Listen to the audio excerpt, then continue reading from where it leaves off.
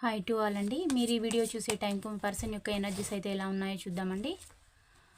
వారు other person తోటి లవ్లోకి వెళ్ళినందుకు మిమ్మల్ని చీటింగ్ చేసింది, తనతోటి సీక్రెట్గా ఎఫెక్షన్ అనేది పెంచుకొని ఒక సినిమాలాగా నడిపి మీకు ద్రోహం అనేది చేశాను అని కూడా మీ పర్సన్ అయితే ఫీల్ అవుతూ ఉన్నారండి.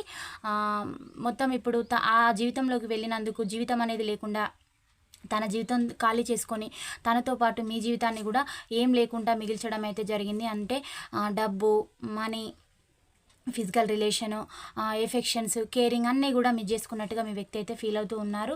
మళ్ళీ ఇప్పుడు థర్డ్ పార్టీని వదిలించుకుంటే ఒక రెక్కలు వచ్చిన ఒక పక్షి మాదిరిగా ఉంటుంది అనిపిస్తుంది. ఎప్పుడు వదిలించుకోవాలా అని థింకింగ్ అయితే చేస్తూ ఉన్నారు. కానీ ఆ థర్డ్ పార్టీ అయితే వదలడం లేదు, చాలా రాక్షసంగా బిహేవ్ చేస్తూ ఉంది.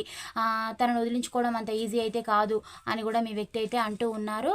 నేనే చాలా తప్పు చేశాను అని కూడా అంటూ ఉన్నారు. నేను సీక్రెట్గా నేను ఫాలో అవుతున్నాను, నీకు తెలుసా, నీ వర్క్ చేసే ప్లేసెస్లో ఇట్లా నేను సీక్రెట్గా ఫాలో అవుతూ ఉన్నాను అని చెప్తూ ఉన్నారు. నేనే ఎస్కేప్ అయి వెళ్ళిపోయాను నీ లైఫ్లో నుంచి, తప్పు నాదే, ఒక దొంగలాగా నీకేం చెప్పకుండా ఏ సమాధానం చెప్పకుండా వెళ్ళిపోయాను, ఐఎమ్ ఏ చీటర్ అని కూడా మీ వ్యక్తి అయితే ఒప్పుకుంటూ ఉన్నారండి.